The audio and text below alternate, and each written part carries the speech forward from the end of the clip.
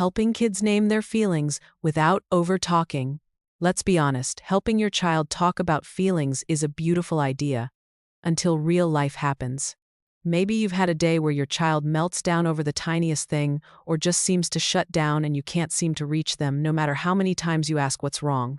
Or maybe your child just looks at you with a blank face when you talk about feelings, or they say things like mad, sad, or fine, and nothing else. You start to wonder, am I doing something wrong? Shouldn't my child have more words for their feelings by now? It's easy to feel pressure here, especially when you see perfectly color-coded emotion wheels online and other parents who seem to have these deep, wise conversations with their kids. Here's the secret no one tells you. Most kids use explode or shut down as their automatic settings, not because they're stubborn or difficult, but because they don't actually have enough simple words or body clues to express what's going on inside. By the end of this video, you're going to learn how to build your child's emotional vocabulary step by step in a way that actually works in real life. You'll discover how to use a feelings chart, how to tune into body signals, and the easiest I see, scripts that help your child feel seen, not overwhelmed by big talks. And if you're tired of over-talking or watching your child go blank when you try to process things, this is especially for you. If this sounds like something your family needs, take a moment right now to like this video, subscribe to Calm Roots Parenting, and drop a comment sharing your child's age. It helps me tailor future videos for exactly where you're at. Let's start with what's really happening in these moments when kids explode or go silent. Your child's emotional vocabulary probably consists of a handful of words, maybe happy, sad, mad, scared, sometimes hungry or tired. Many kids, even up to age 7 or 8, are still piecing together how feelings actually feel in their bodies, and they haven't practiced matching a feeling word to an experience. It's not because they're behind or lacking. It's because the part of their brain in charge of language and feelings, especially linking those together, is still very much under construction. Imagine building a house while the blueprints arrive, one page at a time. That's your child's emotional world. Here's why this matters. Emotional words are like passport stamps for your child's brain. Every time you help them connect a word to an inner experience, you're literally wiring their brain for self-understanding, self-control, and long-term confidence. In the early years, it's not about teaching dozens of complicated emotion words. It's about giving your child just a little more language than they have right now. The science is clear. When parents do this patiently and simply, kids don't just get better at naming feelings, they get better at managing them too. That's because the brain's upstairs, the parts that calm, reflect, and plan all start to come online when kids sense they're understood, not judged or rushed. So let's take a breath together. If your child has ever melted down in public, slammed a door at home, gone stone silent, or told you, "Leave me alone," you are not alone. This is what kids do when they don't have the words yet. And the truth is, most of us parents didn't learn these skills growing up either. We're learning right alongside our kids. That's not a weakness. That's courage. You are literally helping your child build wiring for a more confident, emotionally healthy future. Now, let's get specific. The first step is to make feelings visible and concrete, rather than leaving them swirling around inside or making them a big talk every time. This is where a feelings chart comes in. If you don't have one, you can print one from the internet or sit down together and draw simple faces on a piece of paper: happy, sad, angry, scared, excited, tired. You don't need 60 different emotions. 6 to 8 is enough for most young kids. Keep this chart somewhere visible and use it for quick, gentle check-ins. For example, in the morning you might say, "Let's look at our chart. How's your face today?" Or after a tough moment, you might simply put your finger on a face and ask, "Does it feel like this or something else?" But here's the key. Don't overtalk it. Kids tune out when they feel pressured to talk about feelings, especially right after something big has happened. Instead, you want to show, not tell. This means paying close attention to your child's body cues, the little physical signals that show up before or during a feeling. Arms crossed, cheeks flushed, hands hiding in pockets, looking away. These are all clues that your child is having an emotional experience, even if they can't name it. You can gently help them notice by saying, "I see your fists are really tight. I wonder if your body is saying it feels mad." Or, "Your shoulders are droopy. Maybe your body feels a bit sad today." This isn't guessing their feeling for them, it's inviting them to scan their own body and see if it fits. If you've ever felt the urge to launch into a big, "let's talk about our feelings" conversation, you're not alone. So many of us parents were taught to solve problems with words, but neuroscience tells us that the body feels safe before the brain is ready to talk. When you name a visible body clue without judgment, without demand, you're building a bridge. It's okay if your child just shrugs or says, "I don't know."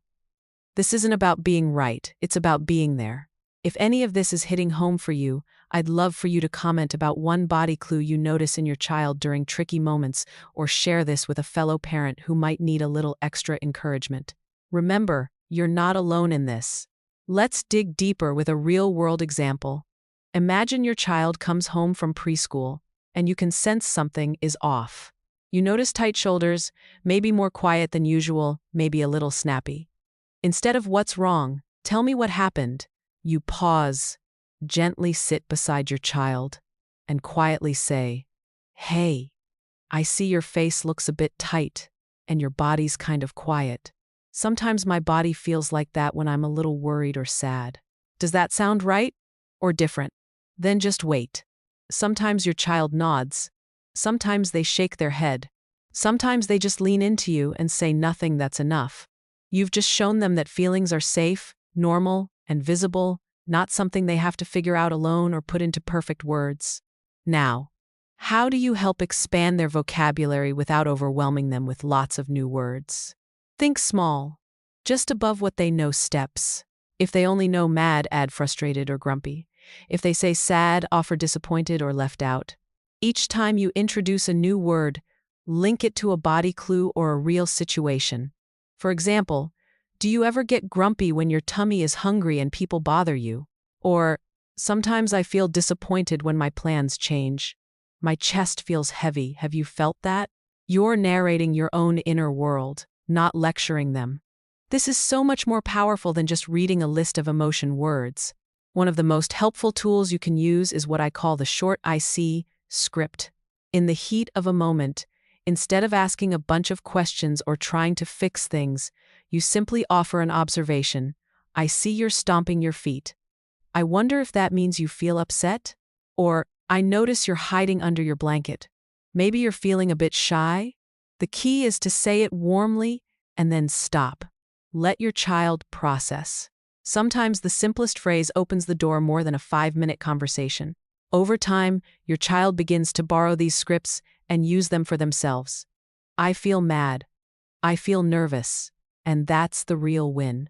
Let's pause for a second, because I just want to say, if your child still explodes or clams up sometimes, that doesn't mean you're failing. It's actually a sign that their brain is trying to solve a problem using the tools they have.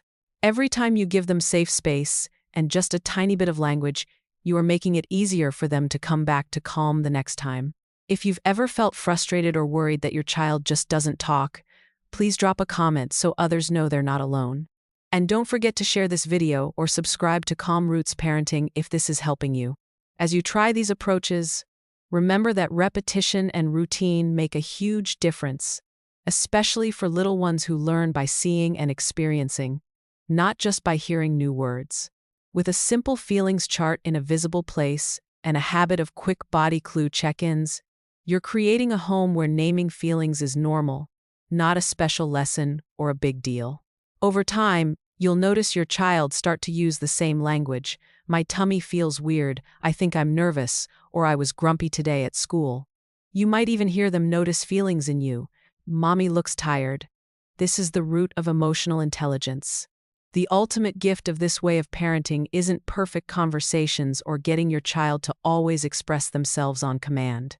It's showing them that all feelings are safe, that their body and brain are allowed to say, "I don't know yet," and that you are a safe base no matter what. Instead of teaching them to hide or ignore feelings, you're helping them see that feelings are part of being human, and they can always come back to you for help making sense of them. That's what builds lifelong confidence, not just emotional vocabulary. So here's one small action you can take today. Print out or draw a feelings chart with your child. Pick 6 faces, keep it simple, and place it somewhere you both see every day. Use it as a quiet check-in, not as a test. And every now and then, use the I see script for a body clue you notice, without expecting a big answer. Over time, you'll see the shift in your child's words and their willingness to come to you. If you found this helpful, please like this video, subscribe to Calm Roots Parenting, and comment below with the first feeling word you remember teaching your child, or maybe the one you wish you'd learned when you were young. And if you want to go deeper, check out my next video all about how to handle tricky feelings in public without shame. You're doing incredible work, parent. You're literally shaping your child's brain for confidence and connection, one simple word at a time.